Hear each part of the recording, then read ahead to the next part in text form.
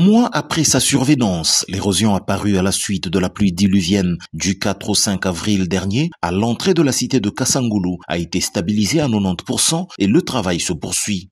Accueilli sur site par le directeur général de l'Agence congolaise des grands travaux, l'ingénieur Nico Nzaou, le ministre Alexis Guissaro a reçu les explications utiles de la mission de contrôle. Un important rechargement en gros éléments a été réalisé pour combler cet immense vide laissé par l'érosion. Pas moins de 1020 camions de 23 tonnes de matériaux chacun ont été engloutis ici. La stabilité de l'ensemble étant en cours de consolidation, une technique de drainage des eaux au moyen d'une bâche a été utilisée et cela marche fort bien. C'est au cours de cette saison sèche qui s'annonce que sera construit un collecteur des eaux qui va devoir les ramener jusqu'au point bas, situé tout en contrebas de la pente. Actuellement, sur la route nationale numéro 1 Kinshasa-Matadi, le traitement des érosions que l'on ne peut pas ignorer au risque de perdre la route même consomme près de 13% des recettes mobilisés par la concession.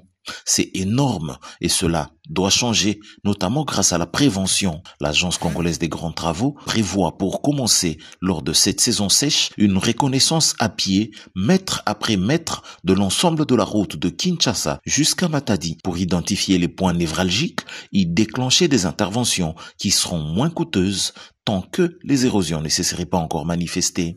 Sur son chemin de retour, le ministre Guissaro a visité le chantier de stabilisation de la route bypass qui a également subi une menace de coupure non loin de sa rencontre avec l'avenue Elengesa. Ce chantier est à charge de l'office de route. Un peu plus tôt dans la journée, il est allé voir dans la commune de Selembao une autre menace de coupure de l'avenue ex-24 novembre. Toutes ces menaces de coupure des routes sont la conséquence d'un mauvais drainage des eaux, notamment à cause du bouchage des caniveaux avec des déchets ménagers ou encore des constructions sur des zones non aedificandi. Il faut que les gens construisent à des endroits qui soient suffisamment aménagés, suffisamment urbanisés pour que nous n'aurions pas à vivre des conséquences de ce type.